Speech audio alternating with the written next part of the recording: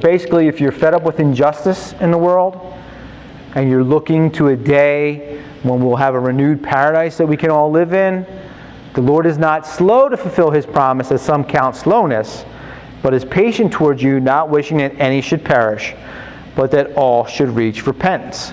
So He's waiting for that last person who's written in the Lamb's Book of Life before the foundation of the world to come to a saving faith. There's a chance that maybe that person He's waiting for is someone you know. So I think there's another reason true believers preach the gospel. It says, how can any of us truly enjoy heaven knowing that we left loved ones behind to burn and did nothing to bring them? It says, I got my ticket, so long, suckers.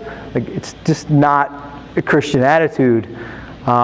It's only when you put forth a constant effort and are constantly rebuffed that your mentality begins to change and your focus goes more toward the Lord, and you start to recognize why a perfect and holy God can't possibly allow such stiff-necked opposition into His perfect kingdom. Now you'll say, yeah, but I don't have the gift of gab. I'm not a talker like you. I don't know what to say. Well, guess what? You're not the first person that had that objection.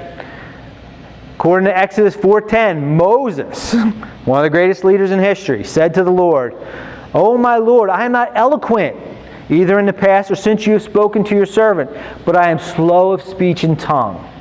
So Moses tries to get out of it, and God's response is priceless. He says to Moses, "Who has made man's mouth?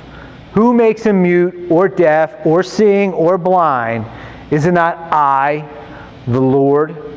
Now therefore go, and I will be with your mouth and teach you what to speak." So, if we're writing a book, that's a perfect ending. God drops the mic, enough said, done.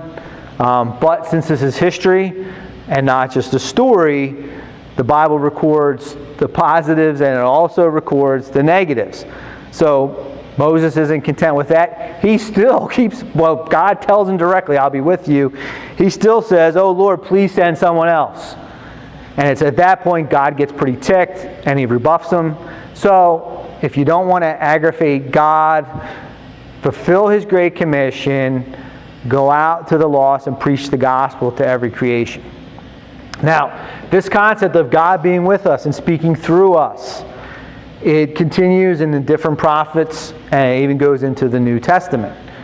This part's not as pleasant, but in Mark 13:11 says, "But when they arrest you and hand you over, don't worry beforehand what to say. Instead, speak whatever you are given at that time. For it will not be you speaking, but the Holy Spirit." And some of the best preaching you see in the book of Acts almost always occurs, not really when they're even out with the people in the fields or in the synagogues, when they're on trial. Some of the best preaching you get.